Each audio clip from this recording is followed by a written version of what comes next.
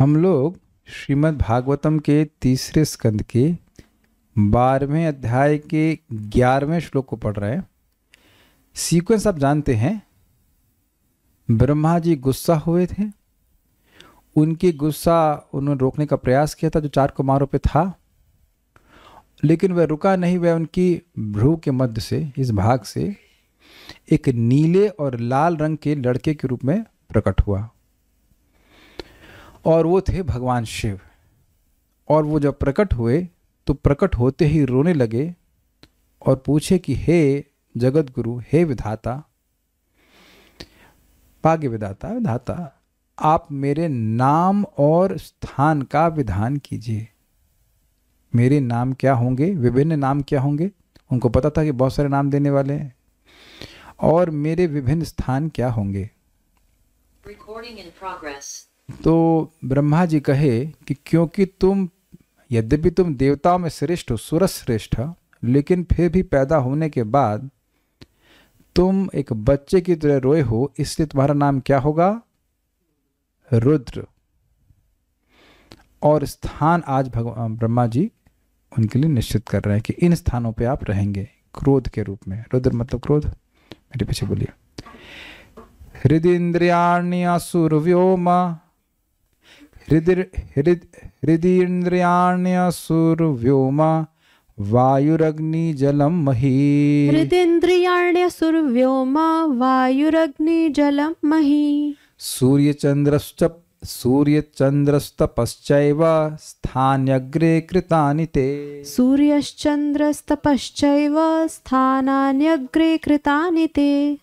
हृदिन्द्रियाण्यसुरव्योमा वायुरग्निर्जलम मही। हृदिन्द्रियाण्यसुरव्योमा वायुरग्निजलम मही।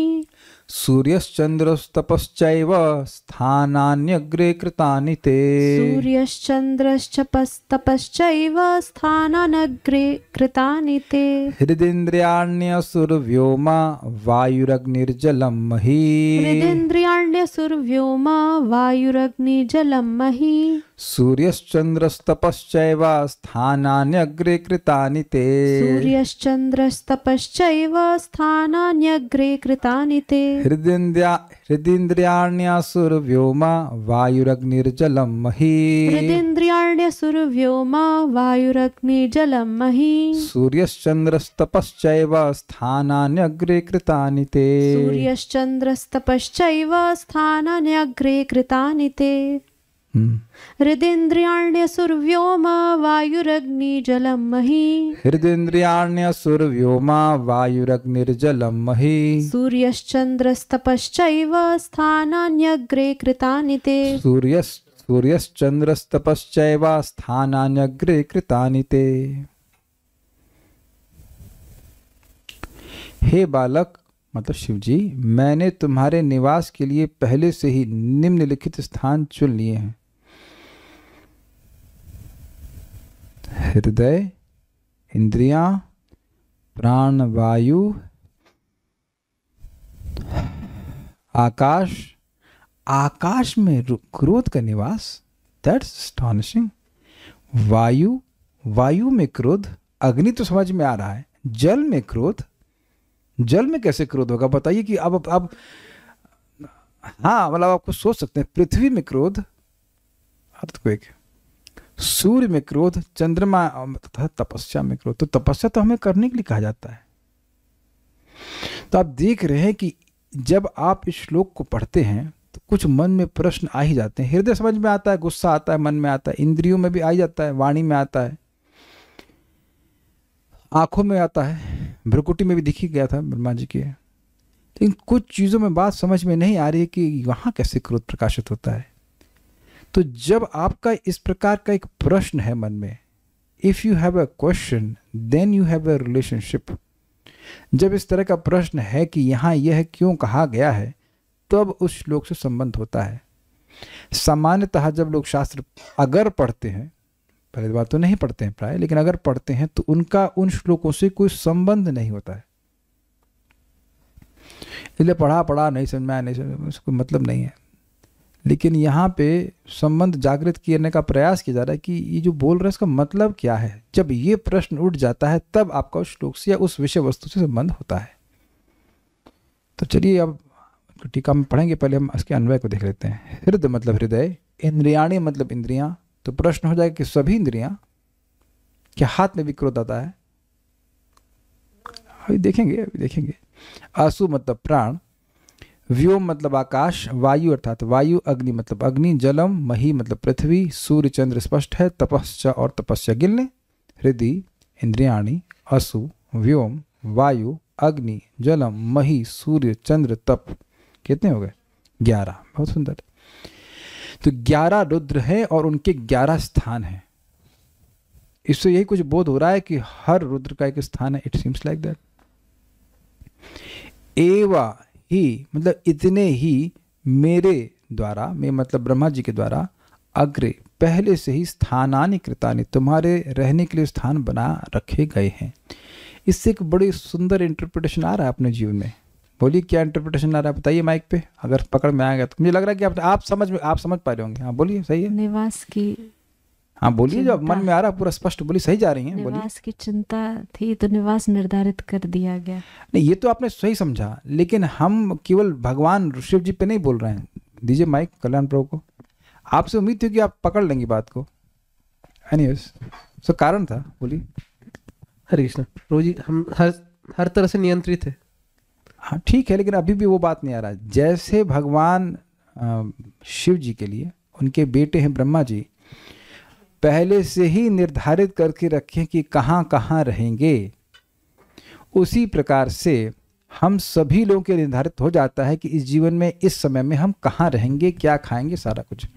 एक यहाँ पे बात आ रही है कि मैं एक सूक्ष्म बात बताऊंगा आपको, आपने सुना नहीं होगा, सोचा नहीं होगा कभी। अब एक आप बात बोल के फिर वापस श्लोक पे जाएंगे। है बड़ी मजेदार बात। कुछ ये प्रारब्ध जैसा लग रहा है आप लोगों को? ये प्रारब्ध शिव जी के लिए प्रारब्ध नहीं बोल रहा हूँ, लेकिन हम लोग पर घटित करेंगे तो आएगा ना इसी प्रकार से कि प्रारब्ध है, जो हम जहाँ भोगना है, आज यहाँ रहना है, कल वहाँ रहोगे कि यहाँ रहेगा। तो अब एक बड़ी रुचिकर बात है, आज तक आपने कभी सोची नहीं होगी, बहुत मजेदार बात है। भक्ति रसामृत सिंधु में आता है कैसे भक्ति प्रारब्ध अप्रारब्ध सबको नष्ट करती है। बहुत ध्यान सुनना। अप्रारब्ध जो है वो है असंख्य, अनादि सिद्धम अनंतम चेत, लेकिन प्रारब्ध ये अनंत नहीं है। कैच कर रहे हैं? प्रारब्ध वो कर्म है जो इस जीवन में आप भोगेंगे, तो इस जीवन में आप अनंत कर्म तो नहीं भोग सकते हैं। इस जीवन में समझ में आ रहा है, स्वीकार है सबको? इस जीवन में प्रारब्ध जो भाई वही कर्म जो इस जीवन में आप भोग रहे हो सुख दुख के रूप में, वो प्रारब्ध है। तो ये जीवन तो लिमिटेड है ना, तो इसमें अनंत कर्म तो नहीं भोग सकते हैं। तो उस बड़े स्टॉक में से जो अब हम भोग रहे हैं वो लिमिटेड चीज, वो प्रारब्ध है। बड़ा इंटरेस्टिंग पॉइंट है कि प्रारब्ध लिमिटेड है और अप्रारब्ध वह अनलिमिटेड है, और भक्ति दोनों को नष्ट करती है। अप्रारब्धम प्रारब्धम प्रारब्धम वा कूटम बीजन फलोन्मुखम क्रमेणैव प्रलीयन्ते विष्णुर्भक्ति रतात्म नाम। क्रम से सारे के सारे प्रारब्ध अपरारब्ध सब नष्ट हो जाता है। कह रहे कि बात आ गई थी प्रारब्ध की तो मैंने बोल दिया, लेकिन पॉइंट बहुत सिंपल है। प्रारब्ध कैसे होता है? हाँ बोलिए, कुछ पूछ रहे हैं तो माइक पे बताइए, माइक पूछिए। हाँ प्रभु जी, यहाँ पे एक चीज, वैसे तो शिव जी को चिंता होने की बात नहीं, मतलब शिव जी को चिंता नहीं हो सकती है, बट फिर भी वो एक तरह से बाहर आते ही, मतलब प्रकट होते ही वो स्थान पूछ रहे हैं, तो क्या जीवों की मनुस्थिति को प्रदर्शित कर रहे हैं? वेल नॉट एग्जैक्टली, क्योंकि देखिए जीव जब जन्म लेता है, हम लोग जब जन्म लेते हैं तो अपने नाम और अपना स्थान तो नहीं पूछते हैं। ये तो एक लीला कर रहे हैं, यहाँ तो शिव जी लीला कर रहे हैं। पहले बोल दिया गया कि ये देवताओं के पूर्वज हैं। शिव जी के जरूरी नहीं कि ब्रह्मा जी के द्वारा ही प्रकट हों, ऐसे ही प्रकट हो जाएंगे, लेकिन एक लीला में प्रकट हो रहे हैं कि भाई ब्रह्मा जी की तरह प्रकट हो रहे हैं, फिर रो रहे हैं। यही तो बोल रहे हैं कि है तुम देवताओं में श्रेष्ठ हो और रो रहे हो बच्चे की तरह। तो वो तो लीला की तरह है ना, भगवान तो स्वयं भी आते हैं तो रोने लग जाते हैं, तो ये कोई दिक्कत नहीं है भाई। जब ये ऑलमोस्ट विष्णु है तो ऑलमोस्ट जैसे विष्णु जैसे रो भी रहे हैं, क्या दिक्कत है? जब विष्णु कहना भाई हमारे स्रोत भगवान विष्णु जब प्रकट होकर रो सकते हैं, कृष्ण रो सकते, तो मैं भी रो ही सकता हूँ।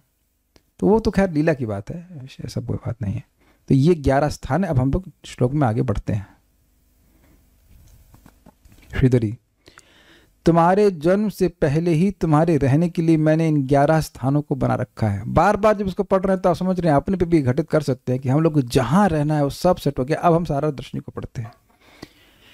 चूंकि हृदय से प्रारंभ होने वाले स्थान अहंकार से उत्पन्न होते हैं, इसलिए ये स्थान रुद्र के निवास के लिए उपयुक्त है, जो अहंकार के अधिष्ठाता देवता के रूप में कार्य करते हैं। माइक लीजिए, आप माइक लीजिए, ऑन कीजिए। मैं कभी आप पर गुस्सा हुआ हूं?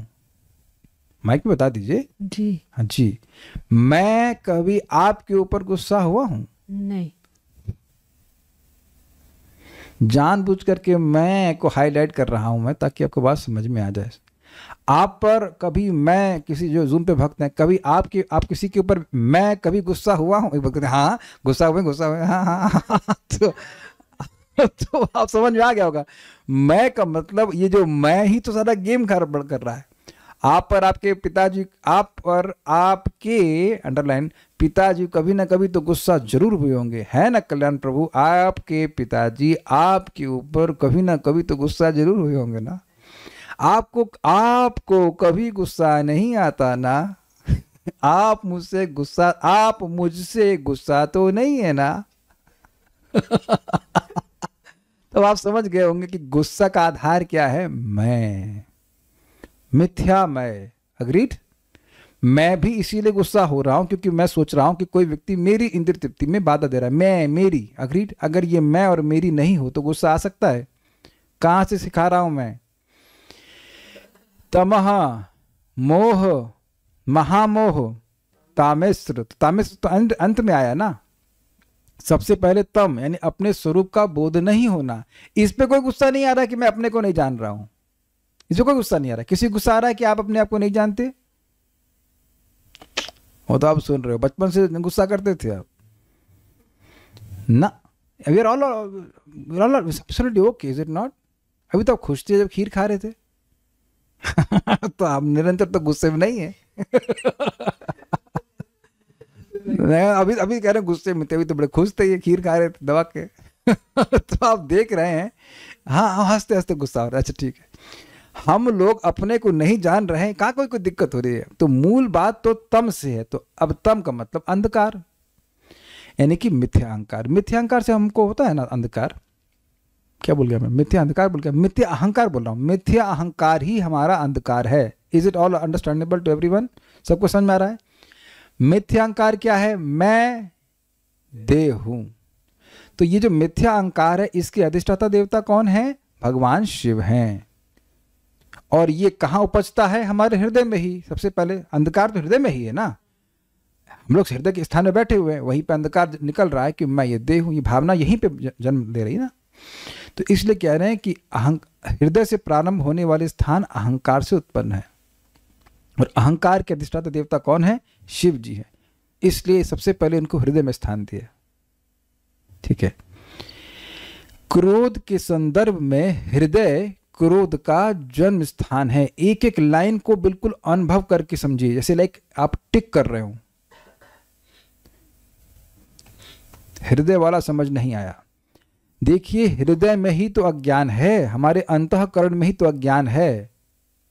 मान लीजिए किसी को मैं बोलूं तुम बहुत खराब लड़की हो, तो ये मानेगी ना कि उसने हमें खराब लड़की को कहा। ये नहीं कहेगी कि मुझे लड़की क्यों कहा, खराब लड़की क्यों कहा। अगर मैं कहूं किसी को दीक्षा माता जी अब लड़की हैं, तो आपको बुरा लगेगा। तो कोई बड़ी बात नहीं है, हम बाकी बात नहीं बोलना चाहते, हम खाली बोल आप अच्छे बच्चे हो। लेकिन आप देखो कि कह दें किसी को तुम खराब लड़के हो, तो लड़के हो में से बुरा नहीं लग रहा, उसको खराब बोल दिया तो बहुत खराब लग रहा है। तो ये भावना हमारी है ना कि हम लड़के हैं लड़की हैं। अब अच्छा, कितने लोग की नहीं ऐसी भावना कि वो पुरुष लोग, कितने पुरुष मान रहे हैं कि पुरुष नहीं है वो, और कितने स्त्री मान रहे हैं कि स्त्री नहीं है, सब हम कृष्ण के सेवक। ऐसे ही इतना कहाँ रियलाइजेशन होता है व्यक्ति को? पहले तो यही बोध होता है ना। देखिए, यहाँ क्लास में तो थोड़ा बहुत याद रहता है कि हम कृष्ण के सेवक हैं, या याद कराया जा रहा है हम सब लोगों को, लेकिन समान व्यवहार में कहाँ याद रहता है? यही याद रहता है कि मैं यज्ञदत्त हूँ और देवदत्त का बाप हूँ, समथिंग ऑफ दैट सॉर्ट। यही तो भगवान बोल रहे हैं, भगवान ऐसे ही बोल दे रहे हैं, ना रूपमस्य तथोपलभ्यते नान्तो न चादिर न च संप्रतिष्ठा अश्वत्थमेनम सुविरूढ़ मूलम असंग शस्त्रेण दृढ़ चित्त। बहुत पकड़ बनी हुई है कि मैं ये देह हूँ। मुझे हर दिन में एक ऑटोमेटिक ऑटो रिमाइंडर आ जाता है कि मैं ये लीवर नहीं हूँ, मैं ये नहीं, लेकिन फिर भूल जाते। कुछ सेकंड के लिए आता है, कुछ सेकंड के लिए एटलीस्ट आता है, फिर यार भूल जाते। तो मूल अज्ञान कहाँ पे? मूल अहंकार का उद्भव स्थान कहाँ है? हृदय है। अंत, हृदय मतलब अंतःकरण, नॉट एग्जैक्टली फिजिकल सीट आप से नहीं लीजिए, लेकिन अंतःकरण, हृदय का मतलब अंतःकरण। ऑल दो उसको हम लोकेट भी कर सकते हैं कि हमारे हृदय स्थान पे। ये एक एक पॉइंट जो हम पढ़ रहे हैं ना, उसको टिक करके समझिएगा कि हाँ ये बात हमको समझ में आ गई। आप देखना कि जब अगली बार गुस्सा करेंगे, सबसे पहले क्रोध आपके हृदय के स्थान से ही फैलता है, इतना तेज होता है कि हम नोटिस ही नहीं करते हैं क्रोध कहाँ से आया। You will see a rising comes up, ऐसे ऐसे ऊपर की ओर उठता है। अगर आपको अच्छे से क्रोध आता है, हल्के फुल्के क्रोध करने वाले तो शायद ना महसूस होता हो, अगर जोरदार क्रोध आता है तो एकदम से इट राइजेस लाइक दिस। तो हृदय में सबसे पहले अज्ञान है, इस कारण से व्यक्ति को क्रोध आ रहा होता है।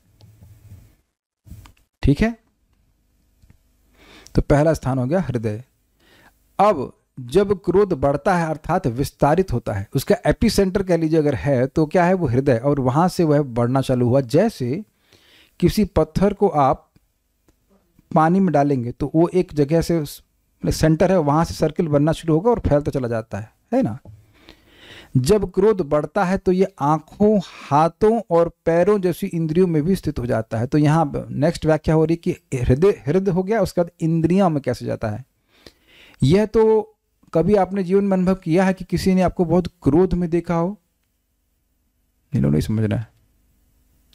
इतने आप लोग मतलब इतने सज्जन शिरोमणि हो गए कि आज तक कोई आपको क्रोध में देखा ही नहीं। अच्छा, कौन व्यक्ति यहां है जिसको आज तक कभी कोई क्रोध में नहीं देखा? इसमें कम लोग हाथ खड़ा करने वाले होंगे। अच्छा, कोई नहीं हाथ खड़ा कर, ठीक है, गुड। सिद्धार्थ दुबर प्रभु, आप तो दिख ही नहीं रहे हो, आप तो वीडियो ही ऑफ रखते तो कैसे कौन दिखेगा? Is it not? लगता है कि आप वर्तमान मतलब नॉर्मल जिंदगी में भी वीडियो ऑफ ही रखते हैं, इसलिए कोई देखता ही नहीं आपको, ठीक है। लेकिन आप देखते हैं कि लोग इस प्रकार से क्रोधित होकर देखते हैं, या आपने भी कभी ना कभी किसी व्यक्ति को देखा होगा, हो सकता है अपनी आंखों को ना देखा हो, लेकिन लोग डर जाते हैं। जब व्यक्ति क्रोधित होता है तो डर जाता है।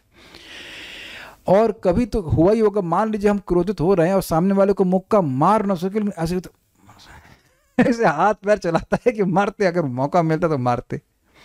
और देखिए कोई व्यक्ति यहाँ पे हाथ खड़ा कीजिएगा कि बचपन में अपने अगर उसके भाई हैं तो उनसे वो मार पीट नहीं किया हो। देखिए कोई सज्जन शिरोमणि यहाँ पे हो तो कोई नहीं है, समझ, सब मार तो सब लोग, कोई दूध का धुरा नहीं है। तो आप समझ गए कि उस टाइम आपकी, अब थोड़े मतलब संभल गए होंगे, नहीं तो बचपन में तो मेरी दीदी की खूब फाइटिंग होती थी। आजकल भी होती है उस सेंस में कि हमारे व्यू कभी कभी मैच नहीं करते, but we don't go to gross physical level. हाथ पिटाई पिटू नहीं होती। तो अब आप समझ रहे हैं, उस समय बच्चे लोगों को तो बहुत होता नहीं, वो छोटी सी बात पे झगड़ा करेंगे, फिर हाथ पैर चलने लग जाएंगे। यस। और अब अच्छा, दूसरा प्रश्न मेरा है, कौन सा यहाँ महानुभाव है जिसके ऊपर चप्पल ना चली हूं माँ की? चप्पल नहीं, चप्पल से उपलक्षण से चप्पल, डंडा, जो हथियार उपयोग करती है माता, जो उनकी रेंज में हो, या बेलन। अरे अभिषेक प्रभु, आज तक आपकी मम्मी ने पिटाई नहीं करी? झाड़ू, ओके। झाड़ू तो सफाई करने के लिए, वो तो अनर्थ साफ होते ना उससे। हाँ। तो अब आप समझ रहे ना, वो क्या कह रहे हैं, वुडलैंड का जूता। वो आपको तरुरपी सहिष्णुता बनाना चाहते थे। तो आप समझ गए कि आपकी मां ने भागवत का श्लोक नहीं पढ़ा, क्योंकि वह कंट्रोल नहीं कर पाए, गुस्सा हो गया। और जनरली देखा गया है कि स्त्रियां बेफर्जी में मारती हैं, मतलब ज्यादा गुस्सा होने की जरूरत नहीं होती, वह चटा कुछ नहीं, चट्टा से हमने देखा है जनरली, स्पेशली गांव में या सामान्य स्त्रियां 10 चट्टे मारती रहती हैं जबरदस्ती, पता नहीं क्यों फर्जी चटा मारती हैं। तो ये उनकी इंद्रियों में आने वाला क्रोध है, हाथ पैरों में अब आ जाता है। बाकी जो क्रिमिनल होते हैं वो तो क्या करते हैं आप जानते ही हो, तो गोली भी मार देते हैं लोगों को। तो हुआ क्या, हृदय से स्टार्टिंग हुआ, फिर वो आंखों में भी आता है और हाथ पैरों में भी आता है। इस क्रिया का संकेत दिया गया कि इन सब जगहों पे आता है। तो ये तो क्लियर होगा कि यहाँ पे आता है, यहाँ तक आसान है। प्राण यानी असु में निवास का अर्थ है कि नासिका में श्वसन बढ़ जाता है। अब ऐसे तो नहीं करते होंगे लोग, लेकिन करते हैं। जैसे आप, हम इसको देखें, हम मनुष्यों की बात नहीं कर रहे हैं स्पेशली, लेकिन सांड को आप देखिए, मनुष्य भी थोड़ा फुंकारता ही है, सर्प करता है, और सांड को तो प्रत्यक्ष हमने देखा है कैसे जो गुस्सा होते हैं वो अपना धरती खोदते हैं आगे के पांव से और नाक फुफकारते रहते हैं, नाक से फुफकारते हैं। वैसे अगर आपको अपने बचपन की याद हो, आपको खिलौना नहीं मिला या कुछ पिटाई हुई या कुछ हुई, तो मन में क्या आता है, बड़ा होता ना, घर छोड़ के चला जाता। तो ऐसे करके गुस्से में व्यक्ति नाक अपना हवा तेज कुछ फूंकता है कि नहीं? याद आ रहा सब चीजें? तो एक एक पॉइंट पकड़ी कि कहाँ कहाँ क्रोध का प्रवेश है। हम तो सोचते खाली क्रोध वाणी में आता है, वाणी तो छूट ही गया ना शायद, इसमें हम इंक्लूड कर सकते हैं। हाँ, वाणी में भी आता है। वाणी तो बहुत तेजी से आता है, बहुत इतने तेजी से आता है कि व्यक्ति रोक ही नहीं पाता है। काफी इंटरेस्टिंग है। यानी कि अगर क्रोध आए और व्यक्ति शांत हो जाए और अपनी सांस की गति को धीमा कर ले, तो वास्तविक रूप से उसका क्रोध शांत हो जाएगा। ये मेरा अनुभव है, मैं आप सबको बता रहा हूँ, प्लीज बुरा नहीं माना। एक बार मैं इनसे गुस्सा हो गया था, तो मैं गुस्सा होता जा रहा था और मैं गुस्सा होता ही जा रहा था। वो सब गलत क्वेश्चन पूछ रहा था, ये क्यों ऐसा प्रश्न कर रही हैं, तो क्यों, प्रश्न ही गलत है।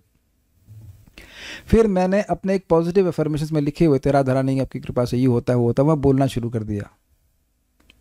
I just, Krishna give me a hint कि आप फालतू में गुस्सा हो रहे हो और आपका गुस्सा बढ़ रहा हो, केवल आपको जलाता, क्रोध हमको जलाता और किसी को नहीं जलाता। हो क्रोध मेरी इंद्रियों में प्रकट हो रहा है तो मुझे जलाएगा ना, कि दूसरे को जलाएगा।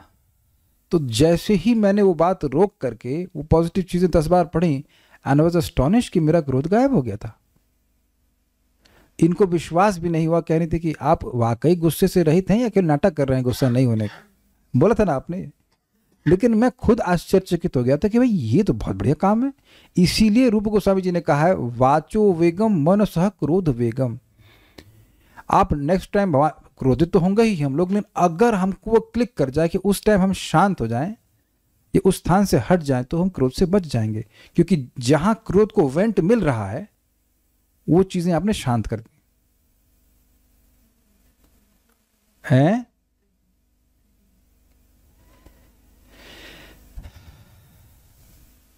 यस, ये भक्त कह रहे हैं कि महाराज समझाते हैं क्रोध आए तो व्यक्ति चुप रहे तो क्रोध शांत हो जाएगा। तो ये एक इंपॉर्टेंट बात है कि वाणी का हमारे क्रोध से बहुत बड़ा लिंक है। हृदय में उठा ठीक है, लेकिन अब श्वास का भी प्रयोग करेंगे ना बोलने के लिए, तो श्वास तेज होगी, हम बोलेंगे और बोलते जाते हैं तो वो उसको फीड मिलता रहता है। इसलिए अग्नि को हवा मिलती रहती है तो अग्नि और प्रज्वलित हो जाती है। बड़ी इंटरेस्टिंग है। कह रहा है कि गहरी लंबी सांस लेनी चाहिए। हाँ, ये देखिए कोई भी चीज़ अभ्यास से होती है। देखिए एक बात विचार कीजिए, आप कहेंगे ऐसा हम तुरंत कैसे करेंगे। अब हम ये पुरुष लोगों को पूछ रहे हैं, आप लोग प्रायः बाइक आदि चलाते होंगे और एकदम से कोई सामने आ जाता है तो आप सोचते हैं ब्रेक लगाने के लिए या ब्रेक लग जाता है? समझ में आ गया ना? जो लोग गाड़ी चलाते हैं एकदम से it's like a split second वो ब्रेक लग ही जाता है। जबकि आप एक और आश्चर्य करोगे कि ये स्प्लिट सेकेंड में ब्रेक लगाने का अभ्यास आप नहीं करते हो। ऐसा नहीं कि हमेशा कोई व्यक्ति सामने आता है और आप ब्रेक लगाएंगे, ऐसा अभ्यास नहीं करते हैं, लेकिन अपने आप ये अभ्यास होने लगता है। What ever the thing is, ये एक्सीडेंट ही हुआ ना, ये एक्सीडेंटल चीज हुई ना कि एकदम से कोई सामने आया और अपने ब्रेक मार दिया, तो उससे बहुत दुर्घटना होने से बच जाती है कि नहीं बच जाती है। तो गुस्सा आने पर व्यक्ति अगर अभ्यास करे, धीरे धीरे अभ्यास करे, बार बार शास्त्र सुनता रहे, गुस्सा ना करे, जब गुस्सा आए तब गुस्सा ना करे, तो कहेंगे तब गुस्सा कब करें? तो कभी मत कीजिए। पॉइंट इज दैट आप गुस्से में आकर जब किसी को डांटते हैं, आप देखेंगे कि हम ऐसी बातें बोल जाते हैं जो हमको बोलनी ही नहीं चाहिए। डांटने के लिए भी उस बात को बोलने का कोई प्रयोजन नहीं था। मैं खुद नोटिस करता हूं कि जब मैं डांट देता हूं तब मुझे याद आता है कि चलो डांटना तो ठीक है, लेकिन डांटते समय जब मैं जो क्रोध था तो मैं वो बातें बोल देता हूं जिसको डांट के लिए उपयोगी नहीं थी, वो मेरे क्रोध को प्रकट करने के लिए उपयोगी थी। समझे आप मेरी बात? अभी परसों तो मैंने आपको डांट लगाई थी, तो उसमें 2-3 बातें ठीक थी, तीसरी बात मैंने बिल्कुल फालतू बोली थी, उसका कोई मतलब ही नहीं था आपसे, इसीलिए मैंने उसको डिलीट कर दिया। मैंने कहा सारे को डिलीट कर दिया, डांट का कोई प्रयोजन नहीं होता है। मेरी बात आप समझ पा रहे हो? गुस्से में जो आवश्यक नहीं होता है वह भी बोल देता है व्यक्ति। मैं 2 बातें आपको बोलूंगा, इस समय बड़ी सुंदर है भाई, बहुत सुंदर है, बहुत सुंदर शिक्षा है। कि देखिए, एक इंग्लिश में सुना था मैंने, we should measure our words because our words can be forgiven but not forgotten. बहुत गंभीर है कि नहीं? बहुत ध्यान से बोलना चाहिए कि हम क्या बोल रहे हैं। व्यक्ति आपके शब्दों को माफ भले कर दे लेकिन भूला नहीं पाता है। हम जान रहे हैं एक व्यक्ति को जो 30 साल के बाद भी याद कर रही थी कि उनकी सास ने कैसा कह दिया था। 30 इयर्स वो हलवा पच करके कहाँ चला गया होगा पता नहीं, but this how people get hurt by words. Words are so powerful. और दूसरा क्या था? हाँ, दूसरा बहुत सुंदर था कि ये तो काश हम समझ सकें कि हो सकता है कि जिस व्यक्ति से आज आप डील कर रहे हो वो आपकी और उसकी इस जीवन में आखिरी मुलाकात हो। Now how would you like to treat that person? देखिए, ये शिक्षा इतनी गंभीर है कि इसको तो अप्लाई करें तो हमारा जीवन बहुत अच्छा हो जाएगा। मान लीजिए कि ये मालूम चल जाए कि कल ये व्यक्ति मरने वाला है, फॉर एग्जाम्पल, या मैं मरने वाला हूं, तब हमारा बर्ताव किसी व्यक्ति के प्रति कैसा होगा जो हमसे मिल रहा है। इट इज़ वेरी डिफिकल्ट शिक्षा। मैं ऐसे बोलना नहीं चाहता हूँ, करने को तो बहुत आसान है, करने को बहुत आसान है, हमारा जीवन ही चेंज हो जाएगा। हम शायद किसी से भी खराब बर्ताव नहीं करेंगे। बहुत हिलाने वाली शिक्षा है। हो सकता हो कि मुझे माफी मांगने का मौका ही ना मिले उस वैष्णव से। हम भक्तों की बात कर रहे हैं, बाकी तो किसी पे भी घटित होगा। क्या सोचते हैं, अच्छी शिक्षा है कि नहीं? बहुत ही हिलाने वाली शिक्षा है कि हो सकता है हम आखिरी बार ही उस व्यक्ति से मिल रहे हो। Then we will rather justified not to be angry. ऐसे ही कितने भक्त होते हैं। तो मैं इस तात्पर्य को दोनों तरफ से चलाऊंगा। मतलब बात तो जो है वो समझ में आ ही रही है, लेकिन उसकी एप्लीकेशन अपने जीवन में क्या है वो देखना चाहिए। तो ये बहुत इंपॉर्टेंट है कि व्यक्ति अपने चित्त को देखे और अपनी इंद्रियों को सीमित करने का प्रयास करे जब क्रोध प्रकट हो रहा हो। And for that we need to be conscious. हमें सचेत होना पड़ता है। ठीक है, आगे पढ़ते हैं। अब ये तो हम लोग के रेंज के बाहर गया। अब बाहर में कहाँ क्रोध प्रकाशित हो रहा है? आकाश में क्रोध को शेर की भयानक गर्जना से, या आप बिजली की कड़क से भी समझ सकते हैं, वायु में सुखाने की क्रिया के द्वारा। अब वायु में सुखाने की क्रिया के द्वारा अग्नि क्यों बोलते हैं? अग्नि मतलब अग्नि में सुखाने का गुण है कि नहीं? गर्मी है तो वायु कहीं अगर सुखा रही है, सुखाती है, उसके द्वारा दिखता है कि वहां पे रुद्र हैं। गर्माहट हो या जो भी हो, मतलब कहीं सुखा रही है तो कुछ हीट है, कुछ अग्नि है, कुछ क्रोध है, तो उससे वह सुखा रही है। अग्नि में जलाने से, और जल में बाढ़ के रूप में दर्शाया गया है। ये तो देखिए कि एक बच्चा भी समझ सकता है कि प्रकृति का कोप बाढ़ के रूप में दिखता है। अभी इस साल तो मेरे ख्याल में, इस साल तो बहुत जगह बाढ़ आई है ना। हिमाचल प्रदेश में तो बहुत बाढ़ आई है, मैं समझता हूँ। और इधर उससे पहले कुछ साल पहले कहाँ बादल फटा था? ये उत्तराखंड में फटा था ना, उधर केदारनाथ में, है ना। तो कितने लोग मारे गए थे। तो वह जो बाढ़ आ रही है, यह भी प्रकोप दिखा रहा है, ये भी रुद्र का स्थान है। ऐसे हम जल पी रहे हैं तो इसको आप नहीं कहेंगे कि ये क्रोध का स्थान है, लेकिन जल जब बाढ़ के रूप में प्रकट हो रहा है तब वह क्रोध को प्रकट करने का स्थान हो गया। तो स्पष्ट है। पृथ्वी में यह विभिन्न शस्त्रों में रूपांतरण के माध्यम से प्रकट होता है। तो एक पृथ्वी में हम 2 तरह समझ सकते हैं। पृथ्वी में जैसे अर्थक्वेक आते हैं वह भी, और दूसरा ये तलवार कैसे बनती है, AK-47 कैसे बनती, पानी से। कितना अमेजिंग है ना ये। कभी आप सोचे इस तरह से कि ये थॉट प्रोसेस हमारा कभी जा ही नहीं सकता उधर। ये पता है कि AK-47 क्या होती है? हाँ, एक गन होती है जो यूज किए जाते हैं, हथियार होता है। तो वो गन कहाँ से बनती है? गन का एक एक तत्व जो है वह सब पृथ्वी से आ रहा है कि नहीं? कितना अस्टॉनिशिंग है। कोई तलवार है, कोई चक्कू है, जिससे लोग गलत कुछ कार्य कर रहे हैं या जो भी वध कर रहे हैं, तो वह भी पृथ्वी से आया ना। कितना सूक्ष्म है वो पृथ्वी का क्रोध, हथियारों के रूप में रूपांतरित होकर के आ रहा है। कभी ऐसा सोच भी नहीं सकता कि ऐसा हो सकता है। तो ये रुद्र का स्थान है। शेर, बाघ और सांप जैसे पशुओं के तत्वों के संयोजन के माध्यम से क्रोध का प्रतिनिधित्व किया जाता है। अभी किसके समझ में कह रहे हैं? अच्छा, ये समझ में आ रहा है कि पृथ्वी के द्वारा ही ये शेर, बाघ और सांप जैसे पशु प्रकट होते हैं और वह पृथ्वी के में जो विद्यमान क्रोध है उसको प्रकट करते हैं। थोड़ा समझने का प्रयास कीजिए। इस समय आप लोग क्रोधित हैं? नहीं है, उम्मीद है कि नहीं होंगे। सांस ले रहे हैं? ये कैसा प्रश्वास तो ले ही रहे हैं। तो सांस में क्रोध है, लेकिन वो एक विशेष परिस्थिति में ही प्रकट होता है। या ऐसा कह सकते हैं कि विशेष परिस्थिति में ही सांस का, प्राण वायु का क्रोध अंश प्रकट होता है। तो पृथ्वी में केवल क्रोध नहीं है, लेकिन किसी विशेष संयोजन से वह क्रोध के रूप में प्रकट होता है, जैसे कि शेर, बाघ, सांप आदि। अब हिरण को आप नहीं कहेंगे कि हिरण को देखा तो मुझे क्रोध दिख रहा है। Feeling clear? ठीक है। क्रोध सूर्य और चंद्रमा में गर्मी और बर्फ के रूप में निवास करता है, जो मृत्यु का कारण बनते हैं। अब ये बात थोड़ी सी अजीब सी लगती है। गर्मी तो समझ में आ रहा है, लेकिन ये चंद्रमा में क्रोध कैसे होगा?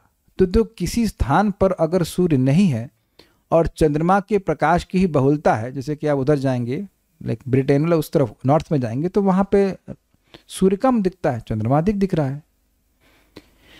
तो ऐसे में ठंड और बढ़ जाती है और बहुत लोग ठंडी में मरते हैं। स्पेशली अभी इस जाड़े में आप देखेंगे कि बहुत सारे वृद्ध लोग जाड़े में मर जाते हैं। तो वो सूर्य का तो क्रोध नहीं है। जून जुलाई में, जून में लू चलती है, तो उस समय वह सूर्य के प्रकाश, सूर्य के ताप से मर जाते हैं। तो वो सूर्य का क्रोध है, वो गर्म है, और चंद्रमा का क्रोध जो है वो ठंडा है, वो ठंडा करके मार दे रहा है। माइक पे बताइए, नहीं तो मैं कुछ बोलूंगा तो लोग समझ ही नहीं पाएंगे कि हमें आपने बोला क्या। ऐसे ही बोला है मन में, तो ऐसे भी कुछ बोली तो आप पूछिए। हाँ प्रभु जी, इस कॉन्टेक्स्ट में क्रोध को उग्रता के रूप में समझ सकते हैं कि मतलब एक्सट्रीम। हाँ, गर्मी के रूप में उस साइड में मतलब बहुत गर्मी हो गई। देखिए, क्रोध नाश का कारण है, तो नाश के अर्थ में बता रहे हैं। बाढ़ से नाश होता है, सर्प नाश करता है, हर जगह नाश ही तो हो रहा है ना। क्रोध का उपयोग तो नाश के ही अर्थ में आता है। तो वो उस जो रिजल्ट निकल रहा है उससे आप समझ लीजिए कि ये क्रोध है। ठंडक क्रोध नहीं होती है। लेकिन आप देखेंगे कि जो पुलिस वाले हैं, जब किसी को टॉर्चर करना हो तो बर्फ की सिल्ली पे वह बिठा देते हैं, लिटा देते हैं। तो वहाँ तो नहीं कि हा गर्मी में आपने हमको बड़ा आनंद दे दिया, ऐसा था ना होता है। इतनी ठंड तो व्यक्ति को टॉर्चर करने के लिए करी जाएगी ना। ये उदाहरण तो समझ ही रहे होंगे आप। तो क्योंकि ये मृत्यु का कारण बनते हैं। तो चंद्रमा का क्रोध इस प्रकार से, चंद्रमा में क्रोध ही नहीं है केवल, क्योंकि सोमो भूत्वा रसात्मक, पुष्णामि चौषधि सर्वा सोमो भूत्वा रसात्मक। मैं सभी औषधियों को पोषित करता हूं चंद्रमा बन के, जो कि रस स्वरूप है। तो चंद्रमा पोषण भी कर रहे हैं, सूर्य भी पालन कर रहे हैं, लेकिन उनका जो क्रोध अंश है वो इस रूप में कि लोगों की मृत्यु हो जाती है। जैसे हम सब लोग भी एक व्यक्तित्व हैं और हमारा एक व्यक्तित्व का अंश क्रोध भी है, तो वो किस रूप में प्रकट होता है? हमेशा तो व्यक्ति अब तोड़ता नहीं रहता सब कुछ चीज़ों को। एक वक्त बता रहे थे, उनको दिक्कत है कि जैसे कुछ पौर्णमासी या अमावस्या आती तो उतने क्रोधित हो जाते हैं कि अपना ही फोन तोड़ देते हैं। Is absolutely out of control, हो ही नहीं रहा होता उनका। हाँ, कुछ भी होता हो लेकिन क्रोधित हो जाते हैं। अच्छा, अब बड़ा इंटरेस्टिंग है, तपस्या कैसे क्रोध का स्थान हो सकता है? तपस्या तो करना चाहिए, ये बहुत जबरदस्त है। तपस्या और अन्य साधनाएं जैसे सांख्य, योग और वैराग्य यदि भक्ति के संरक्षण के बिना हो तो क्रोध के स्थान बन जाते हैं। फिर भक्ति के, अच्छा भक्ति से क्या हो जाता है? देखिए, भक्ति से हृदय सॉफ्ट होता है, और अगर भक्ति नहीं है तो व्यक्ति की तपस्या करने से उसके मन में क्रोध आने लगता है, क्रोध आने लगता है। ज्वलंत उदाहरण कौन है जानते हैं? दुर्वासा मुनि। इस पे एक और उदाहरण दिया रहा है, इस प्रकार प्रचेताओं को तपः दीपित मन्यवः, मन्यु मतलब क्रोध, दीपित मतलब उज्ज्वलित कहा गया है। वो तपस्या के कारण क्रोध से प्रज्वलित थे। श्रीमद् भागवत 6:4-5। अभी कहेंगे ये क्या रेफरेंस आ गया। प्रचेता 10 थे और वो दक्ष प्रजापति के बेटे थे। तो उन्होंने कहा, दक्ष ने कहा कि आप लोग जाकर तपस्या कीजिए। तो वह जल के अंदर 10,000 साल तक तपस्या कर रहे थे, और जब वो जल के बाहर आते हैं तो देखते हैं कि पूरे जगत में पेड़ ही पेड़ बढ़ गए, सब जगह पेड़ ही पेड़। तो उनको बहुत क्रोध आया कि पूरी पृथ्वी पर पेड़ों ने साम्राज्य जमा लिया है। तो उनके मुख से अग्नि प्रकट होने लगी और पेड़ जलने लगे। तो तब वहां पे कौन आए थे? चंद्रमा आए थे, जहां तक मैं समझ रहा हूं। और वह उनको, मैं भूल गया, कोई अगर याद हो तो, नाम तो वैसे ही भूल जाता हूं मैं। एक माता जी दी, मतलब माता जी मतलब एक स्त्री उनको दिए पत्नी के रूप में, और बोले इसको आप स्वीकार करें और ये अग्नि बंद कर दें। ये पेड़ भी, इनको भी जीने का हक है, आप अनावश्यक इनको मत मारिए। तो यहाँ पे बात है कि उस तपस्या के कारण वह बहुत क्रोधित हो गए थे। इसी बात को बड़े सुंदर तरह से बोलते हैं, मेरे पीछे बोली, बहुत सुंदर श्लोक है। इस श्लोक को प्रभुपाद कई बार उदाहरण देते हैं।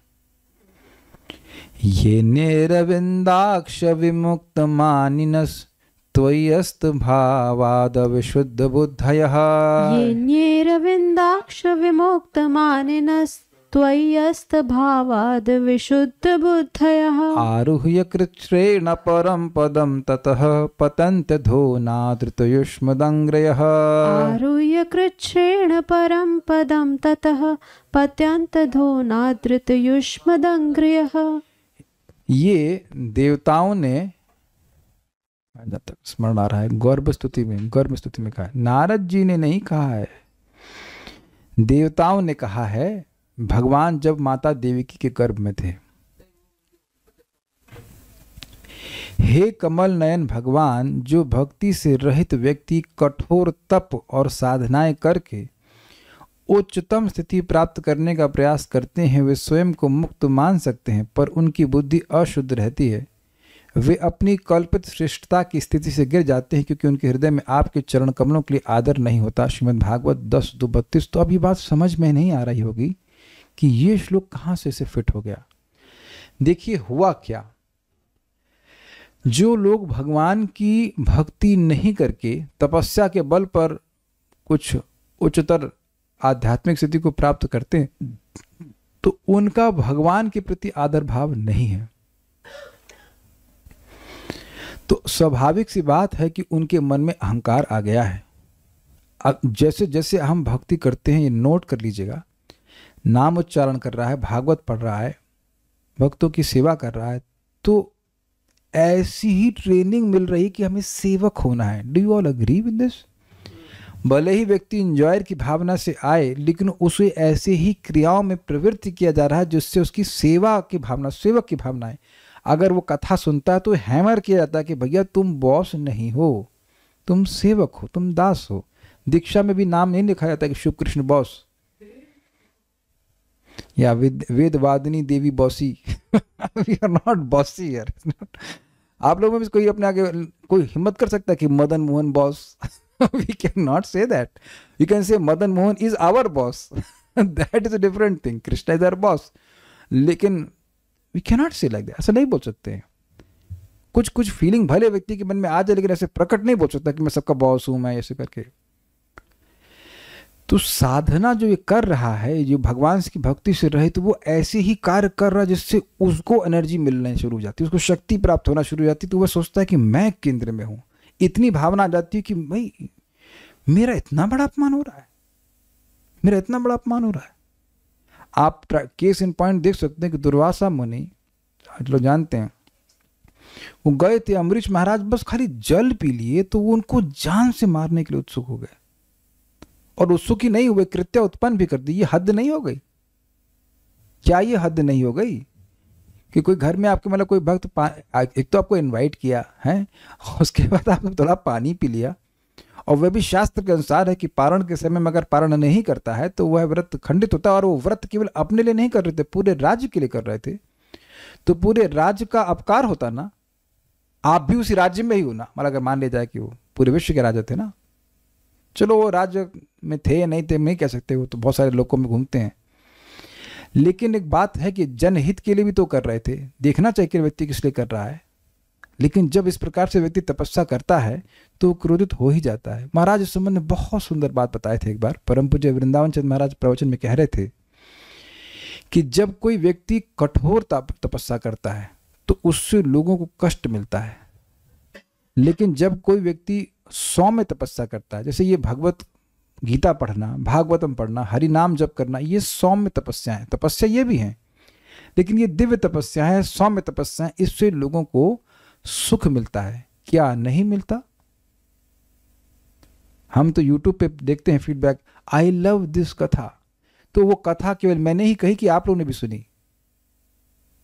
आप सभी लोग तो अपनी इंद्रियों को सीमित करके यहां कथा सुन रहे हैं कि नहीं सुन रहे हैं?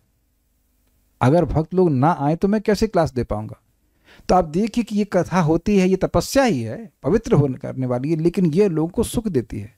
परम पूज्य वृंदावन चंद महाराज समझा रहे थे कैसे कि देखिए वो लोग बस मतलब जो भी कीर्तन पार्टी या जो भी प्रवचन का प्रचार टोली लेकर के गांव में जाते थे, तो रात में जैसे सुबह के समय मंगल आरती वहाँ पे करते थे, तो मृदंग बजता था, कीर्तन होता था। तो ये तपस्या नहीं है? सुबह के समय कीर्तन करना तपस्या करना नहीं, तपस्या है, लेकिन इससे वहाँ गाँव के लोगों को सुख मिलता था।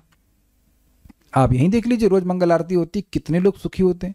बाहर के लोग आके सुखी हो रहे हैं कि नहीं हो रहे हैं? शाम को आप देखिए गौर आरती में कितने लोग नाचते हैं। तो ये तो भगवत संबंधी तपस्या ये लोगों को सुख देने वाली होती है। जब लोग सुखी होंगे तो करने वाला कितना सुखी होगा।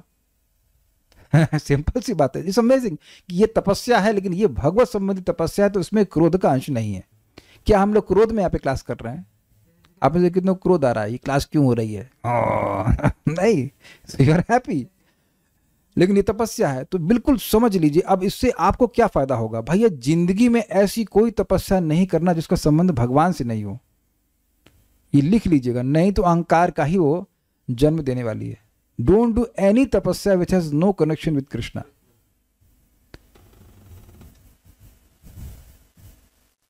इसलिए करिए तपस्या, लेकिन एक देख लीजिएगा कि तपस्या करने के बाद मन में आपके सौम्यता आ रही है कि अहंकार बढ़ रहा है। अहंकार मतलब लिंक कर लीजिए, अहंकार मतलब शिव जी, अहंकार मतलब रुद्र, रुद्र मतलब क्रोध। You will become angry. ठीक है ना? इस बात का क्या अर्थ है वास्तव में? Servant of the servant of the servant, does that mean servant of guru who is the servant of guru parampara, और servant of any living entity, servant of the Lord? नहीं, सर्वेंट ऑफ स्पिरिचुअल मास्टर और सर्वेंट ऑफ कृष्णा। अब एक प्रश्न है कि if it is pleasing then how come it's tapasya? मुझे अच्छा लगा प्रश्न।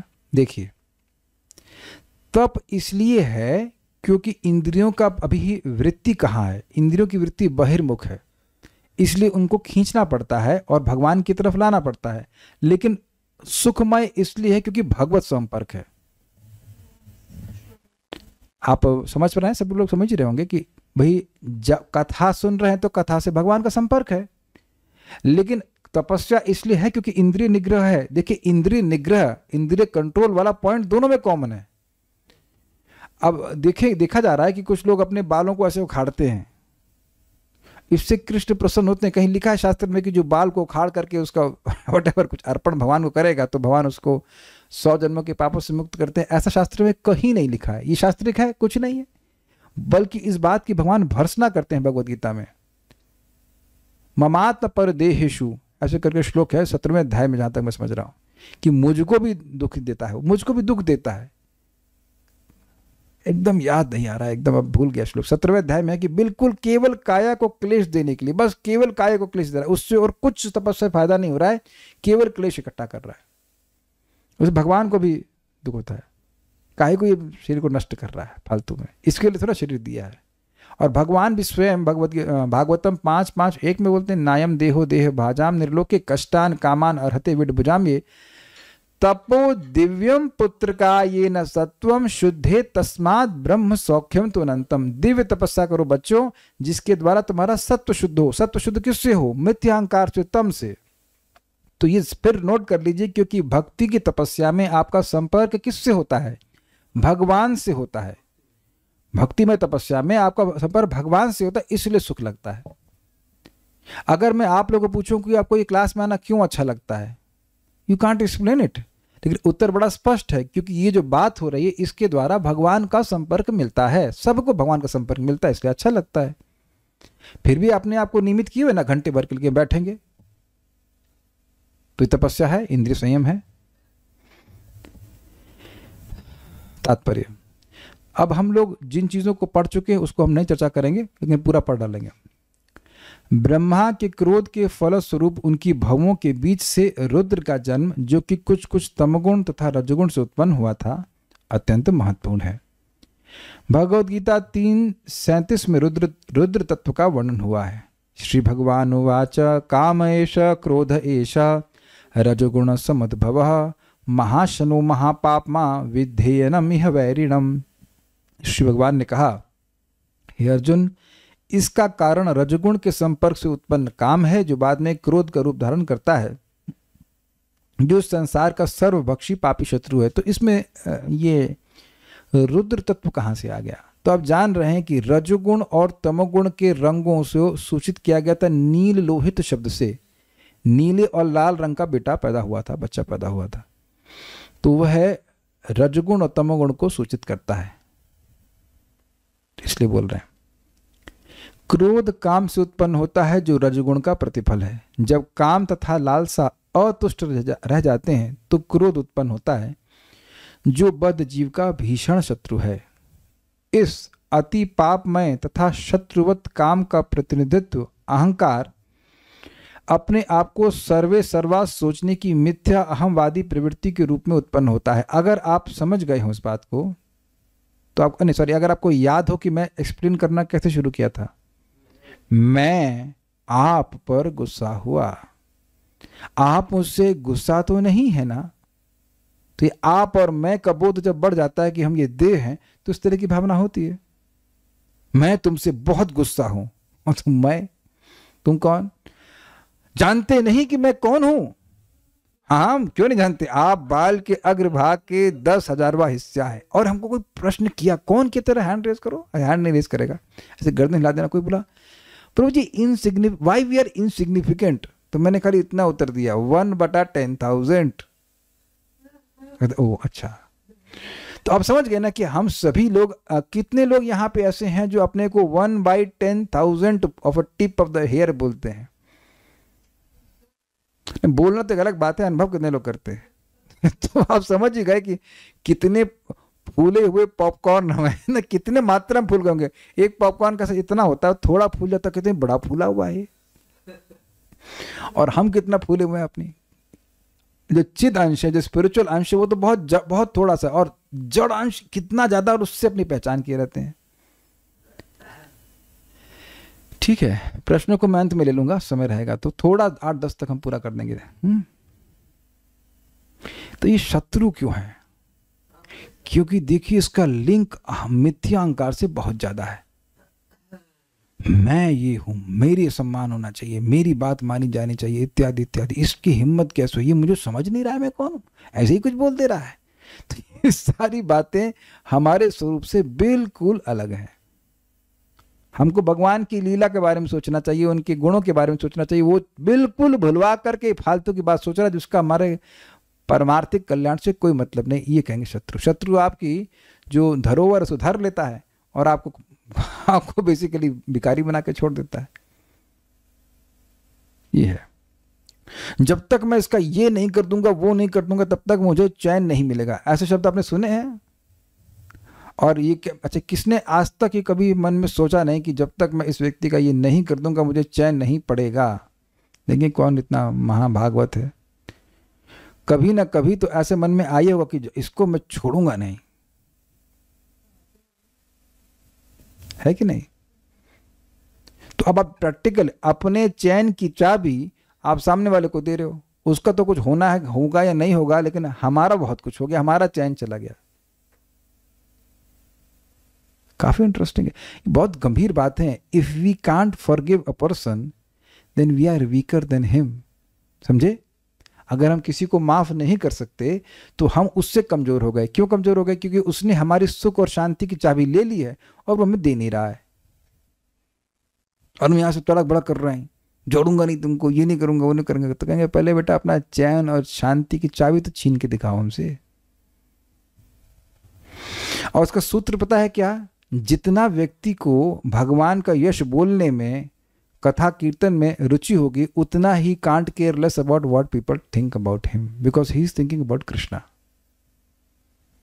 यही एकमात्र तरीका है, ये भगवान ने बोला है, यही एकमात्र तरीका। जितना ज्यादा भगवान के बारे में बात करेंगे, आपको कोई फर्क नहीं पड़ेगा कि लोग आपके बारे में क्या बात कर रहे हैं। पहली बात तो लोग आपके बारे में बात कर नहीं रहे हैं, they can't do that anyways. ये है सूत्र, अन्यथा कोई सूत्र नहीं है, कोई तरीका ही नहीं कि आप क्रोध को रोक लीजिए। हर छोटी बात पे क्रोध व्यक्ति को आता रहेगा, ठीक है। इस अति पापमय तथा शत्रुवत काम का प्रतिनिधित्व अहंकार, यानी अपने आप को सर्वे सर्वा सोचने की मिथ्या अहमवादी प्रवृत्ति के रूप में होता है। तो कोई जरूर मन में आ रहा हो, कैसे जाएगी प्रवृत्ति? हरे कृष्णा कृष्ण कृष्ण हरे हरे, हरे राम राम राम हरे हरे। हरे कृष्ण मंत्र का ये स्वभाव ही है कि कृष्ण के प्रति भाव को उत्पन्न कर देता है, और जो हमारा सर्वे सर्वा होने का भाव है ना कि भैया हम कंट्रोलर हैं, यह पूरा समाप्त कर देता है। मैं एग्जाम्पल दे रहा हूँ। परम पूज्य राधानाथ महाराज अमेरिका में किसी भक्त के घर में रुके, और महाराज ने एक बड़ी अद्भुत कंडीशन डाली। महाराज के शब्दों को बोल रहा हूँ, if you treat me in specially in any special, मतलब if you treat me in a way which makes me feel special in any way, I will not stay. अगर आपने मुझे किसी भी तरह से कोई विशेष मतलब सुविधा प्रदान करी, सत्कार दिया, तो मैं यहाँ नहीं रहूंगा। अब ये तो ज्यादा कठिन है। कोई सन्यासी, और महाराज जैसे सन्यासी घर पे हो, क्या ये आप लोग के लिए तपस्या नहीं हो जाएगी? पहली बात तो हम लोग कल्पना ही नहीं कर सकते कि महाराज घर पे आएंगे और वो भी रहेंगे कुछ दिन या जो भी दिन, और हम उनका सम्मान किए बिना रह जाएं। ये तो सपना भी नहीं देख सकेगा वो व्यक्ति। ये बहुत बड़ी तपस्या हो जाएगी ना कि कैसे हम उनको एकदम सामान्य कैसे डील करें। But that's how devotees can are. मुझे एकदम अच्छे से याद है, वो व्यास पूजा में हम लोग गए थे, और महाराज, मतलब होता है कि व्यास पूजा में पहले गुरु का गुणगान किया जाता है, फिर वो प्रवचन करते हैं। तो उस दिन हो गई बारिश, तो बारिश मतलब लग रहा था कि आज व्यास पूजा कैंसिल ही हो जाएगी, तो फिर नहीं हुई कैंसिल, बारिश बाद में रुक गई। क्रॉस मैदान है, क्रॉस मैदान में प्रवचन हो रहा था। तो महाराज, मतलब जो लेक्चर था वो शुरू कहाँ से हुआ? सीधे महाराज के प्रवचन से। एक दो भक्त पहले कुछ बोले होंगे, तो महाराज बोले कि I am very happy that I can speak about Krishna without painful austerities. अब बताइए, यहाँ जगत में किसी को बोल दो आपने खाना अच्छा बना, क्या तुरंत कान, क्या बोला, सुनाई नहीं पड़ा? या कुछ भी थोड़ा सा गुणगान कर दीजिए, व्यक्ति के कान खड़े हो जाते हैं। पब्लिक में किसी का इतना महिमा मंडन हो कि आप ये हैं, आप महान हैं, जो भी मतलब गुरु हैं हमारे, उद्धार करता है, ऐसे करके जो भी इसके भाव में आता हो बोलता है। और महाराज वहाँ पे ओपनली कह रहे हैं कि I am very happy that I can speak about Krishna without painful austerities. मुझे बाकी कुछ ज़्यादा याद नहीं महाराज क्या बोले, लेकिन ये बात मन में एकदम छप सी गई कि भाई ये तो अद्भुत ही व्यक्ति हैं, दे डोंट वांट। और ऐसे हम देखते हैं कि जब गोपियों के पास उद्धव जी पहुंचते हैं और उनका गुणगान करने लगते हैं तो उनको अच्छा नहीं लगता। आप कृष्ण के बारे में बोलिए। और परम पूज्य राधानाथ महाराज भी यही है, भी परसों नरसों की बात है, कब थे, परसों नरसों तो नहीं, कार्तिक कब खत्म, वहाँ कुछ 4-5 दिन पहले की बात है। तो प्रवचन कर रहे थे, कह रहे थे कि वहाँ पे महाराज बता रहे थे कि भक्त, एक वास्तविक भक्त भगवान के गुणगान में इतना सुखी रहता है कि उसको इस जगत के डुअलिटी से कोई फर्क ही नहीं पड़ता। He is fully satisfied. तो ये चीज हम लोग जब कर रहे हैं ना, ये नोट कर लीजिए। प्रभुपाद ने बताया है, आई थिंक 2.1.11 अच्छा 2.1.11 में था शायद, कि हरि नाम का प्रभाव प्रत्यक्ष प्रभाव है देहिक भावना से मुक्त होना, कि मैं ये देह हूँ।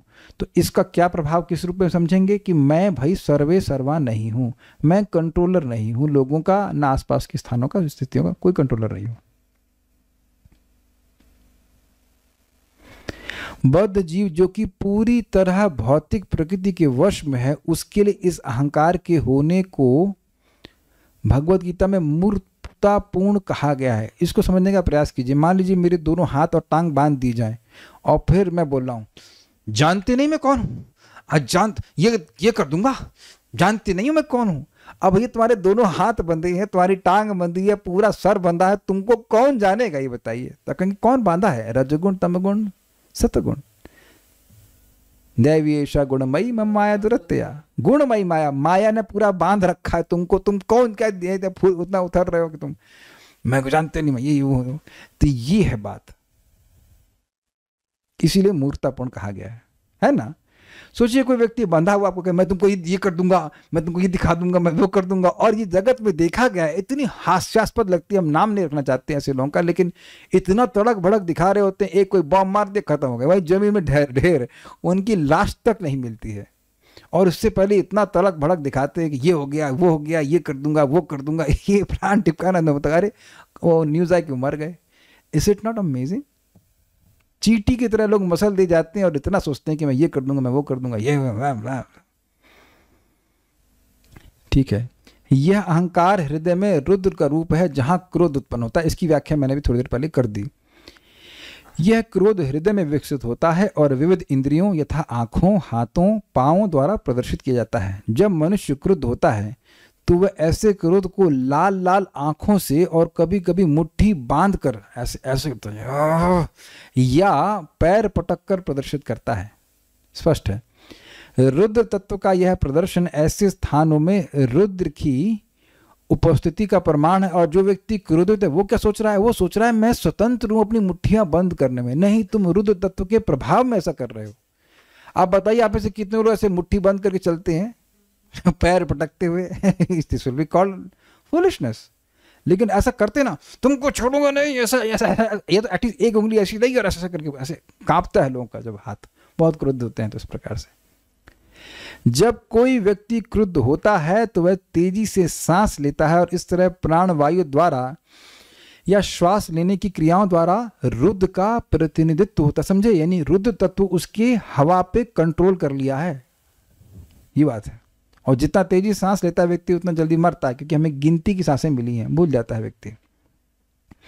जब आकाश में घने बादल घिरते रहते हैं और वे क्रोध से गरजते हैं और जब वायु प्रचंड रूप में बहती है तो रुद्र तत्व प्रकट होता है। कहाँ कहाँ पे? आकाश में और वायु में।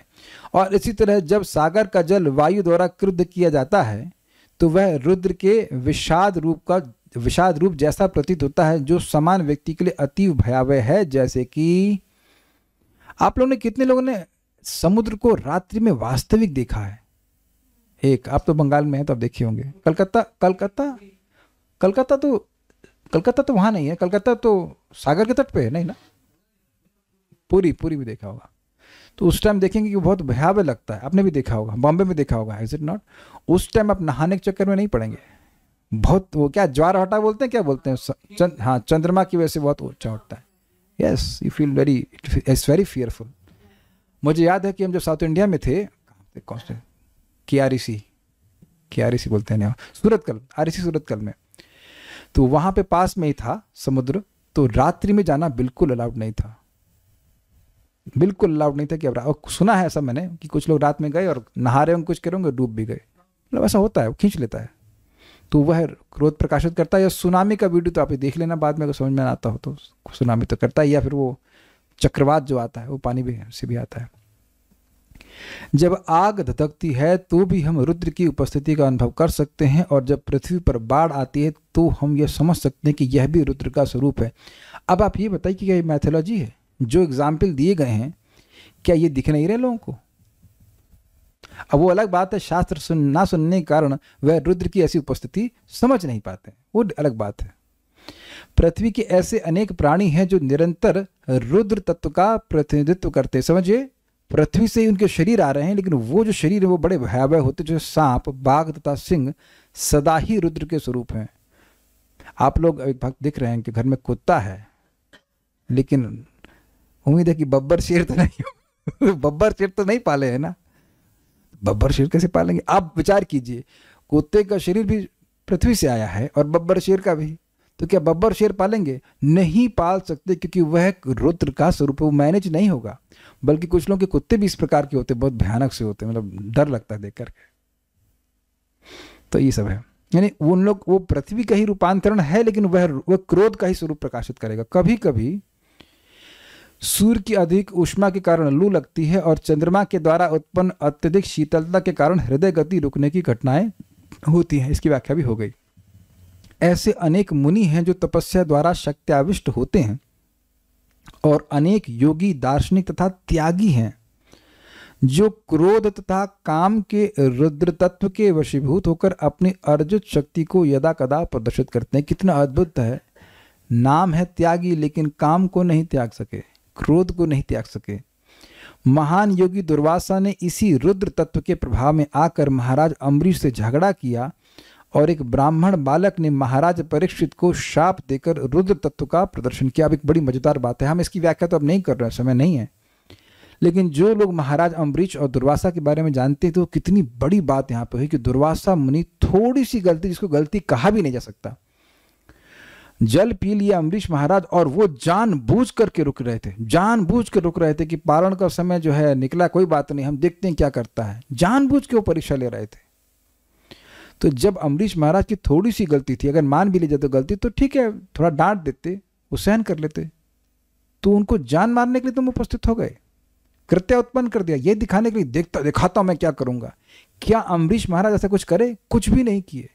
उनकी रक्षा में साक्षात भगवान का सुदर्शन चक्र था, तो वहां तो वे नहीं दिखे। अच्छा मैं दिखाता हूं, देखो सुदर्शन चक्र, स्वयं सुदर्शन चक्र ही उनकी रक्षा के लिए उपस्थित हो गया, कृत्य को खत्म किया और भागा वो जलाने के लिए दुर्वासा मुनि को। कितना अमेजिंग है कि अम्बरीश महाराज क्षत्रिय हैं, लेकिन कोई क्रोध नहीं प्रकाशित कर रहे हैं, जबकि उनको मारने के लिए उत्पन्न किया गया कृत्य। कितना अमेजिंग है। और 1 साल तक जब तक दुर्वासा मुनि भागते रहे, दुखी रहे, जलते रहे, तो वह अम्बरीश महाराज केवल पानी पिए, भोजन ग्रहण नहीं किए। अपितु जब लौट करके दुर्वासा मुनि आए तो यही माने कि मेरी वजह से इस ब्राह्मण को तकलीफ हुई है। This is amazing, this is what it means to be a Vaishnava. It's not easy thing. ऐसा व्यक्ति कैसे सोच सकता है? जो व्यक्ति को मारने का प्रयास कर रहा है, उसको व्यक्ति बचाने का प्रयास कर रहा है, उसके लिए सोच रहा है कि मेरी वजह से इनको कष्ट हो रहा है। हम तो देखिए गुणों से युक्त तो क्या पता नहीं कब भगवान करेंगे, लेकिन इन गुणों को सोच करके आश्चर्य होता है। अद्भुत डिवोटी, अद्भुत भक्त हैं, बहुत ही अद्भुत है। और बचे कैसे दुर्वासा मुनि? बहुत सारी बात वो बोले कि मैंने ये किया है तो ये ब्राह्मण की रक्षा हो जाए। अंत में बोले कि यदि भगवान विष्णु मुझसे प्रसन्न हैं तो यह सुदर्शन शांत हो जाए, इस ब्राह्मण की रक्षा हो जाए। तो अब कैसे ना रहो? अगर उस पर भी सुदर्शन चक्र शांत नहीं होते तो फिर तो ये सिद्ध हो जाता कि भगवान विष्णु अम्बरीश महाराज पर सुखी नहीं है, प्रसन्न नहीं है। ऐसे भक्तों का स्मरण करने मात्र से ही मन में प्रसन्नता आ जाती। क्या अद्भुत सहिष्णुता है, पूरी तरह से भगवान पर आश्रित की जो हो रहा है भगवान की इच्छा से हो रहा है। देखिए हम लोग ऐसी अवस्था में है नहीं, लेकिन जो लोग ऐसी अवस्था में हैं क्या उनका गुणगान भी नहीं कर सकते हैं? उस तरह से सुन करके मन में इच्छा आती काश हम में भी ऐसा गुण आ जाए। कितनी विषम परिस्थिति है, एकदम अद्भुत। और अद्भुत बात यह भी है कि ये दुर्वासा ऋषि शिव जी के ही तेज हैं, शिव जी के ही अंश अवतार हैं, लेकिन शिव जी की जब ये शरण लेने गए तो शिव जी इनको आश्रय नहीं प्रदान किए। दुर्वासा मुनि जब भागे, सबके पास भागे, शिव जी के पास भी गए। शिव जी कहते नहीं, आप वैष्णव अपराधी हैं, हम आपका आश्रय नहीं दे सकते। Very interesting. और दूसरा ब्राह्मण के बारे में आप जानते हैं कि प्रथम स्कंद में सुन चुके हैं, परीक्षित महाराज गलती कर दिए, लेकिन अब उनको बिल्कुल जान से मर जाने का ही श्राप दे दिया था। शमिक नाम था, शमिक ऋषि। शमिक ऋषि के बेटा था ना, श्रृंगी नाम था उसका, गलत तो नहीं है? शमिक ऋषि का बेटा था, नाम उसका श्रृंगी था ना, कि श्रृंगी का बेटा था। नहीं हाँ, जो भी हो, जहां तक मैं समझ रहा हूँ शमिक ऋषि का बेटा था। शमिक ऋषि का बेटा था, नाम उसका श्रृंगी था। ठीक है। ये एक बात है ही कि जब किसी के पास तपस्या के द्वारा बल मिलता है, ध्यान से सुनिएगा, कि जब किसी को भक्ति रहित तपस्या के द्वारा बल मिलता है तो उससे उसका अहंकार ही पोषित होता है। जब व्यक्ति की को भक्ति उसकी बढ़ती है तो उसका हृदय सॉफ्ट होता है, उसका अहंकार मेल्ट हो जाता है। यानी कि उसकी जो तपस्या है वो सब कुछ कर पाई, लेकिन उसके अहंकार को नहीं गला पाई। मैं इसलिए बार बार बोल रहा हूँ कि वही भक्तों को तपस्या करनी चाहिए जो प्रभुपाद जी ने, आचार्य ने हमको बताई है, गुरु ने बताई है, बस उतनी ही करें। अनावश्यक तपस्या करेंगे शक्ति मिलेगी, लेकिन उससे हमें हमारा अहंकार पुष्ट होगा, जो हमारे गोल के बिल्कुल विपरीत है। We want to destroy this mithya ahankar, इस फॉल्स ईगो को हम नष्ट करना चाहते हैं कि हम कंट्रोलर हैं, हम लोग बॉस हैं, इत्यादि इत्यादि। जब रुद्र तत्व ऐसे व्यक्तियों द्वारा प्रकट किया जाता है जो पूर्ण पुरुषोत्तम भगवान की भक्ति में नहीं लगे हैं, तो क्रुद्ध व्यक्ति अपने उच्चस्थ उन्नत स्थान से गिर जाता है। ये एक बड़ी अच्छी बात है। वहाँ पे जब श्रृंगी ऋषि ने श्राप दिया तो उनके पापा माफ़ी मांगे कि भाई ये भक्त के प्रति अपराध कर दिए हैं, हम भगवान से क्षमा मांगते हैं। इसकी पुष्टि श्रीमद् भागवत में इस प्रकार हुई है 10:2-32। ये निरविंदाक्ष विमुक्त मानिनस्त्वयस्त भावान अविशुद्ध बुद्धय आरुह्य कृच्छ्रेण परम पदम ततः पतंत धूनादृत युष्मदांग्रय। निर्विशेषवादी का सबसे दयनीय पतन उसके इस झूठे तथा तर्कहीन दावे के कारण होता है कि वह ब्रह्म से तदाकार है। तो ये अहंकार कहाँ से आया? जब वो भक्ति में, या भक्ति तो नहीं कहना चाहिए, क्षमा कीजिए, वह तपस्या नहीं कर रहा था तो एक नॉर्मल व्यक्ति था। तपस्या करके कुछ श्रेष्ठ, कुछ पावर आ जाती है तो व्यक्ति अपने को भगवान ही बोलने लग जाता है। ये दिक्कत है। और भक्त जानता है, जैसे कि अर्जुन ने भी स्वयं स्वीकार किया कि मैं स्वर्ग का आधा राज्य प्राप्त कर लिया, ये कर लिया, वो कर लिया, वो सब भगवान कृष्ण की कृपा से ही हुआ। आज वो कृष्ण हमारे बीच में नहीं है। प्रथम स्कंद में हम इस बात सुन चुके हैं। भक्तों को हमेशा याद रहता है कि ये जो कार्य हम कर भी पा रहे हैं, कुछ भी कर पा रहे हैं, तो मैं तो एक ऑर्डिनरी व्यक्ति ही था, ये तो भगवान की भक्ति की कृपा है कि मैं आज कुछ ऐसा भक्ति या कुछ भी स्पेशल कर पा रहा हूँ, तो भगवान की ही कृपा है, गुरु की ही कृपा है। ये भक्त समझता है। ओके, कुछ प्रश्न मैं लेता हूँ। पर जैसा पिछले अध्याय में पढ़ा था कि अगर कोई तपस्या भगवान को अर्पण करे तो वो भी तो अच्छा माना जाता है, तो अगर कोई व्यक्ति अपने शरीर को कष्ट दे और भगवान को अर्पण करे तो क्या तब भी भगवान को दुख होगा? पिछले अध्याय क्या था? पिछला अध्याय 3.11 में क्या पढ़ा था हमने? हमें तो याद नहीं आ रहा कि आप पिछले अध्याय में कौन से श्लोक को कह रहे हैं। देखिए, अगर व्यक्ति अपने बाल नोच रहा है, ठीक है, तो आप लोग जरा प्लीज सजेस्ट कीजिए कि वो भगवान को कैसे अर्पण करेगा।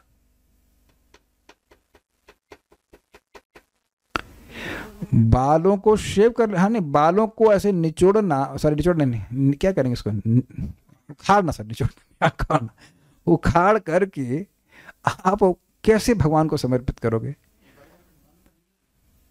The point is very simple. मन गणन तपस्या आप भगवान को समर्पित नहीं कर सकते हैं।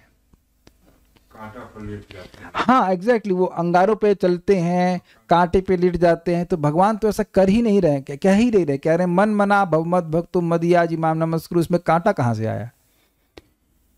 तो ये समर्पण करने का मतलब क्या है? अगर आप उस श्लोक को रेफर कर रहे हैं कि यत करोषि यद अश्नासि यद जुहोसि तदास यत तपस्यसि कौन्तेय तत्कुरु समर्पण, तो गीता का श्लोक है कि तुम जो कोई तपस्या करते हो मुझे अर्पण करो। तो दिमाग में होना भी तो चाहिए हमारे कि कौन सी तपस्या अर्पण करनी है। आप बताओ, ये तो नहीं कि अंड बंट कुछ भी तपस्या कर। तो वहां पे अर्थ ये है कि वर्णाश्रम में रहते हुए जो तुम्हें तपस्या बन रही है, भक्ति के अलावा कोई तपस्या कर रहे हो, तो तुम इसे भगवान को समर्पित करो, ये बात है। भाई एकादशी एक तपस्या, भगवान को हम समर्पित करते हैं, लेकिन ये आप में से कोई अंगार पे चलने का तो प्लान नहीं कर रहा है ना कि हम तपस्या करें, या वो अभी जाड़ा आ गया अब हम जो है तपस्या करेंगे, छत पे जाके लेट जाएंगे ऐसे ही बिना क्या कहते हैं स्वेटर वेटर के तपस्या करेंगे, फिर बीमार हो जाएंगे, फिर कहेंगे भगवान हम मंगल आरती नहीं आ पाएंगे, हम अपनी तपस्या को आपको अर्पित करते हैं। तो बताइए, तो तपस्या अर्पण मतलब गाइडेंस में रह के तपस्या अर्पण करना है, ना कि अपने मन से कुछ भी तपस्या करेंगे।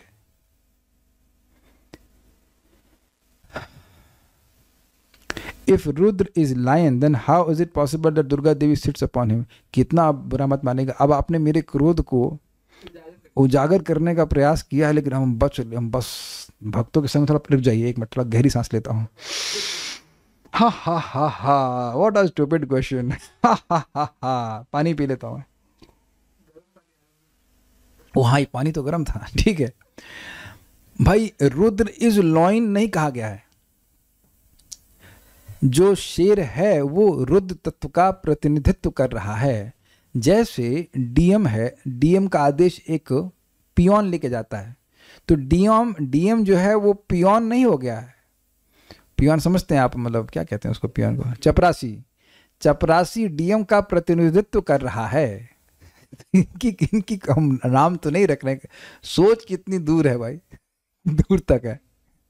आप क्या सोच रहे हो बताइए, क्या बात हो रही है, आप क्या सोच रहे हैं? देखिए हम मुस्कुरा के बोल रहे हैं इसलिए हम, गुस्सा तो आ रहा है इसको, हमको घुमा करके बोल रहे हैं कि क्या प्रश्न, कोई बात नहीं, कर दिया प्रश्न, कोई बात नहीं, कोई दिक्कत नहीं है। और हम आप ही की तरह का उत्तर देते हैं कि भाई दुर्गा देवी की रुद्र दृष्टि इतनी अधिक है कि वह शिव जी में, सॉरी, लायन में भी शिव जी को देख लिए, इसीलिए वहाँ से छोड़ना नहीं चाहती हैं। इसलिए अब देख रहे हैं ये उत्तर बिल्कुल मनोकल्पित है कि नहीं? ये प्रश्न भी मनोकल्पित हुआ और उसका उत्तर भी मनोकल्पित हुआ, उससे कुछ भी नहीं हुआ। तो प्रश्न कीजिए जब हो, बना कर मत कीजिए प्रश्न। हल्का सा हमने क्रोध दे करके आपको बता दें, बना करके प्रश्न मत कीजिए, इसका कुछ संबंध नहीं है, कुछ संबंध नहीं है। तो ये बात खाली इतनी बोली जा रही है कि हमारे, ऐसे तो हमारी सांसों में भी रुद्र तत्व है, अग्नि में भी है, आकाश में भी है। तब तो जो पॉइंट है वो समझने का प्रयास कीजिए। आपने देखा किस प्रकार से यहाँ पे इन स्थानों पे रुद्र का निवास होता है। So will stop here now. Shrimad Bhagavatam की जय, श्रील प्रभुपाद की जय, निताई गौर प्रेमानंदे।